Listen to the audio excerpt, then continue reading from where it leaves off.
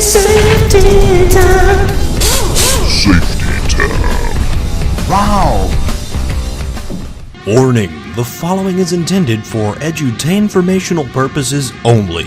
Welcome back, and for another hot shot of safety with Safety Time, the only YouTube channel dedicated to helping you get the job done right while maintaining 100% of your current finger count and bone strength integrity. Today, we will define Newton's law of universal gravitation with, you guessed it, your very own personal gravitation negation device. Ah yes, the fall protection harness. Famously brought into widespread use after Upton Sinclair's 1925 smash hit indictment of the construction industry entitled, "Alright, now it's just getting stupid, y'all." Fall protection's apparent utility is only superseded by the cumbersomeness of its adornment, which is why in 2015 alone, over 1.6 billion people were injured in a fall. But I got some good news for you, Hans, because today we're going to discuss the proper usage and adornment of this most life-saving of apparatuses, as well as the plethora of accoutrements that you can employ in conjunction with it.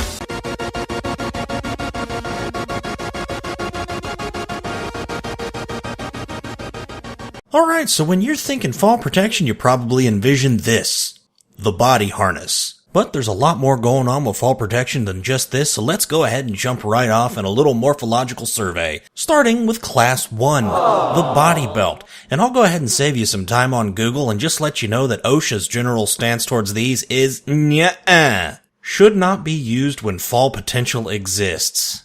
You don't say. Guess it wouldn't be a good government bureaucracy without at least a little bit of paradox, huh? Because these are intended to keep you from getting near an edge so that you can't fall over it. But if you're working near an edge, the potential to fall is still always there, so what's the point? Next up is Class 2, and these are more for rescuing you, as in dragging you out of a place that you're unable to climb out of, and are not intended for fall arrest either. They're mostly just used nowadays for pulling ridiculously big stuff with the human body. All of these machines had a perfectly good motor in them. And you probably don't have any of these at work, but what you probably will have is Class 3 full body harness. And Safety Time pro tip: don't Google image search full body harness at work. It's going to return a lot of hits that are not safety related. So a full body harness is meant to be affixed to both your upper and lower bodies and is intended for fall arrest. Observe this effective yet somewhat seemingly sadistic exemplar.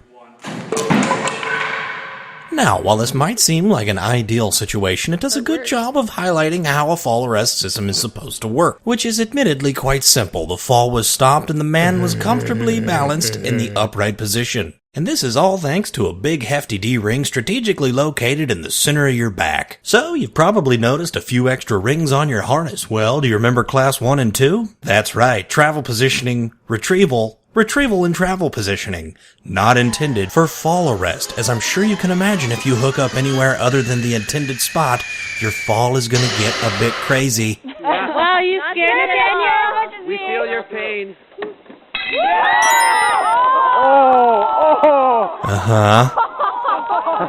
Okay. Hey, real quick before we move on, you guys want to see what people do in a Class 4 harness? No, don't do it, man. Oh my God, they just stay suspended the whole time. Who wants to work like that? My God.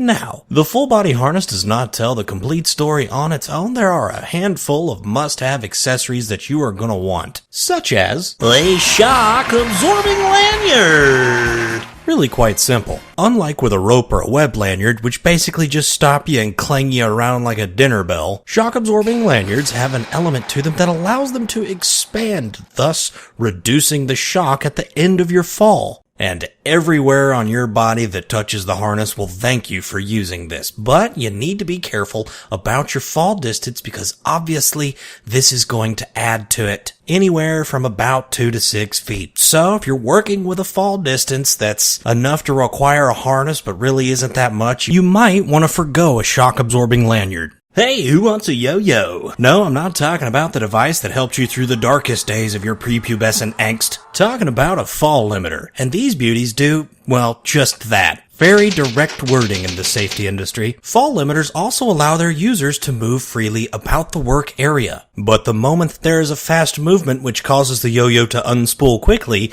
it locks up. Observe these scientists performing an experiment to demonstrate this. You can see that the man is moving about the area to check to make sure there's no safety personnel watching. But the second we see that fast motion, the yo-yo locks up. Next up is suspension trauma straps. Have you ever been on a really long car trip and just wanted to stretch your legs? Well, hanging around in even the most comfortable of fall arrest harnesses will make you long for that feeling again. Now today we won't get into all the bad things that can happen to your body during a prolonged suspension, but suspension trauma straps allow you to let you stretch your arteries out so that you won't have to worry about blood pooling or just generally not flowing very well. Okay, well that covers your basic accessories. There is exactly one plethora of other bells and whistles that you can get for a harness, so just find the right setup that works for you.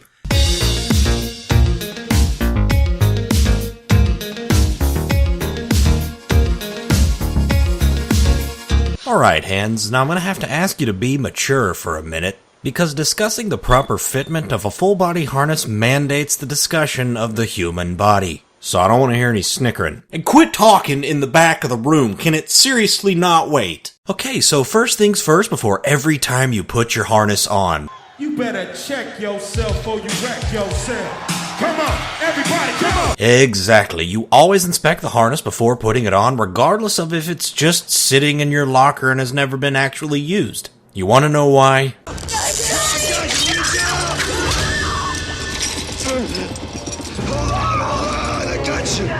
Alright, pop quiz, hands. Whose fault is this? Yep, it's Sarah's fault. Even though it looks like it might actually be Frank's fault, it's Sarah's fault.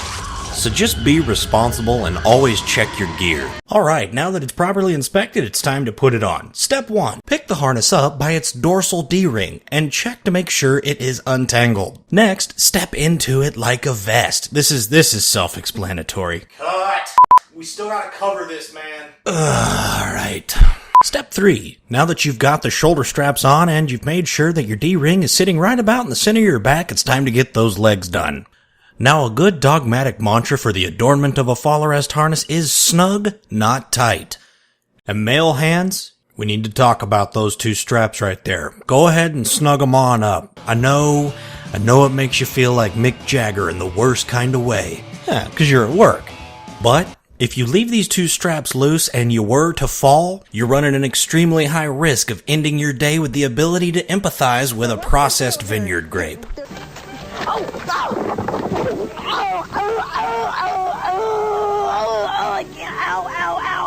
In retrospect, that's what the handrail was for.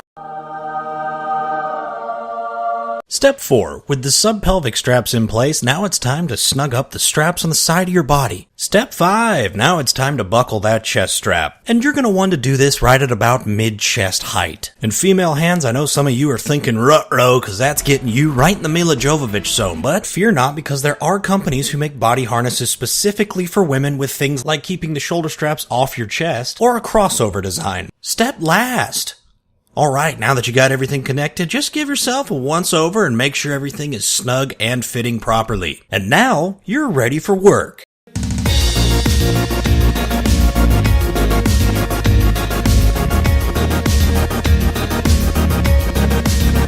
Alright, so you're up there at the job site ready to go and you need to know where to tie off to. Well, hey, wait a minute, can't we just tie off to that nice juicy piece of conduit? Yes!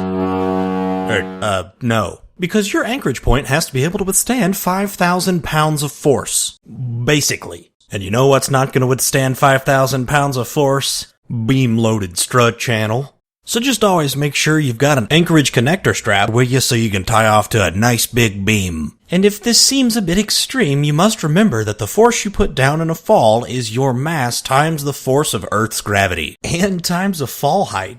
So, while that 5,000 pounds might still be a long way off, it's a lot closer than you probably think. Next, you also need to be mindful of where your anchorage point is in relation to where you're actually going to be working. In a perfect world, the point would be directly above you, but that's not always the case. So just be careful, because the further you are away from your anchorage point, the more pendulous your fall is going to be. And this is especially a concern when you're using that yo-yo. And that brings us to our final point, minimum clearance, which OSHA has defined both clearly and concisely. But a good general rule of thumb is that for systems using a shock-absorbing lanyard, you're going to want 17.5 feet of clearance. And for systems using a fall limiter or self-retracting lifeline, you'll want about 7.5 feet of clearance. It might actually be a little bit more helpful to look at this as a math problem. Your minimum clearance height is the length of your lanyard plus the deceleration distance plus the height of your body from your feet to the D-ring on your back. Add another foot on for harness stretch in case you didn't snug it up right, and then a nice cushy 2 feet of just-in-case room.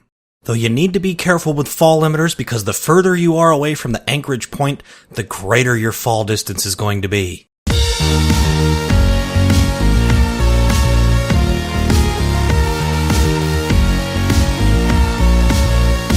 Alright, hands, it's time to see what you've learned with a little lesson recap from Safety Time's official OSHA compliance officer, Ivy. Can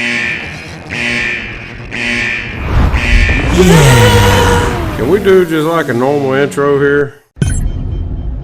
Thank you. Alright, y'all, let's take what you learned today and put it to test with some real world examples, see if you can spot what's going on here.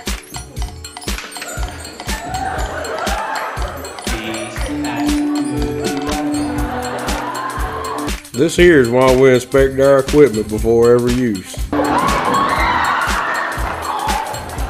Wow, what is Mom doing here? Yeah, this here is why you pay close attention to the angle you're tying off from where you're working, or you'll come in like a wrecking ball.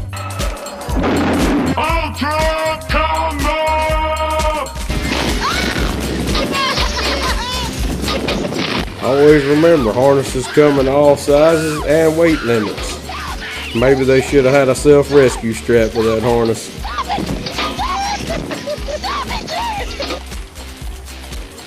Isn't there a video game you should be playing, son? Dang it, boy.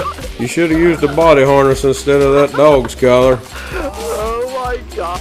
Just remember, your anchorage point's gotta withstand 5,000 pounds. Mom and Dad's gonna love what you done to the back porch. Okay, no. When has anyone ever told you it was okay to tie off to 15 pairs of underwear? Next career move, Michael Jackson impersonator. I think we can rule out self-rescue. Cover your eyes, kids. This may scar you for life. I know one of you idiots has got a ninja sword back there. Somebody cut this poor guy down. Looks like he'll be sitting on an inflatable donut for a while. Alright, hands, that's all you're getting out of me for today. Hope you enjoyed, and like and subscribe if you value your well-being.